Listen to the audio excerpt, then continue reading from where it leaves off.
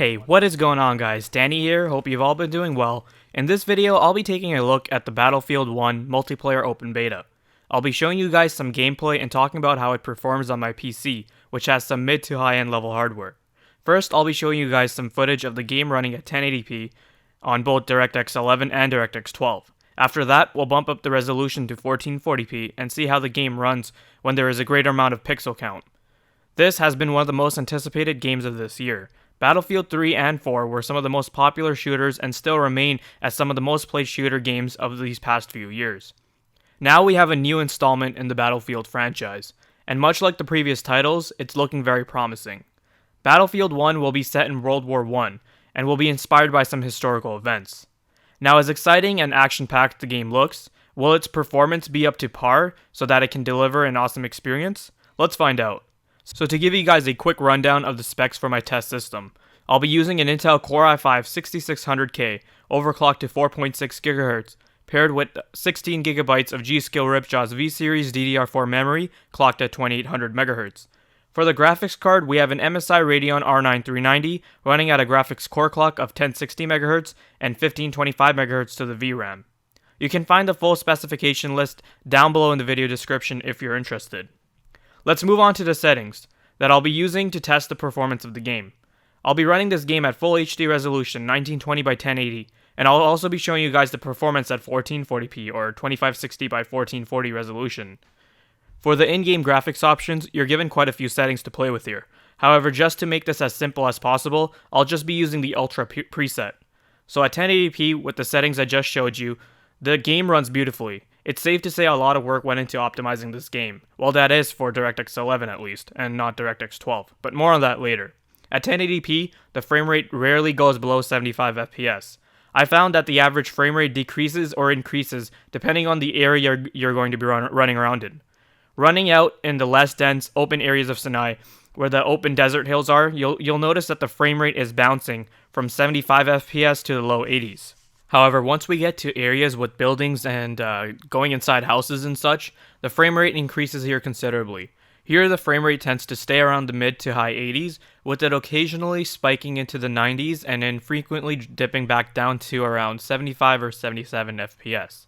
So this level of performance is absolutely great, getting a decently high frame rate here, which will allow for a very buttery smooth experience, something which is of great concern to many Battlefield players and FPS players in general. Now, in regards to DirectX 12, I decided to play the game without it, since turning it on yielded a negative performance difference. I was in fact noticing that the average frame rate would be about 5 or even 10 FPS lower when compared to DirectX 11. Along with that, the minimum frame rate also did decrease, as I would occasionally see frame drops into the 60s, so that was an eyebrow-raising moment I had there. DirectX 12 has offered a significant performance boost when it was implemented in many other games before. Keep in mind though, this is a beta, so the developers still have time to work on it, and hopefully resolve the issues with this enactment. Nonetheless, fantastic performance at 1080p. For those of you just sticking with this resolution, you're going to have a great buttery smooth experience. Now moving on to 1440p, I found myself to be surprised with the performance I had attained at this resolution. With the same exact settings in use, the frame rate stayed around the mid-50s for the most part. Not bad, and you'll still be able to experience mostly fluid gameplay here. I in fact didn't find myself to be bothered too much by the variation in frame rate thanks to my FreeSync monitor. So if you're someone that has a similar configuration or has hardware of this level, then having a monitor with an adaptive refresh technology implemented positively helps with 1440p. Similarly to 1080p, playing Battlefield 1 using the DirectX 12 API didn't help, and only resulted in negative performance at this resolution. So having an average frame rate of 53 or 55 at 1440p ultra settings is okay, and definitely playable, but we're PC Master Race, and we accept nothing below 60 FPS. So without sacrificing any of the graphical details, how can we obtain a 60 FPS target at these settings? Well, the easiest thing would be to overclock the R9 390 graphics card. So going with the overclocking route instead, I had the graphics core clock set to 1140 MHz and the memory clocked at 1650 MHz. With these settings in place, I was able to see a significant boost in performance, and the frame rate was pretty much right on the target here. Sure, it's not a locked 60 FPS, but as you guys can see, the majority of the time we are above that 60 FPS mark, with the frame rate rarely dropping below 60. Guys, if you're someone that owns a 390, which I'm sure many of you are because why else would you be watching this video, then definitely look into overclocking your card to squeeze out as much performance as possible, especially if you're going to be playing at 1440p. Sure, at 1080p, the overclock isn't needed, and you'll be fine with the stock clock settings, but at 1440p, having the frame rate stay around 60 to 65 FPS is much better than 50 to 55 FPS, especially if you don't have a adaptive refresh monitor. But other than that, a smooth gameplay experience was delivered, and overall, I am quite satisfied.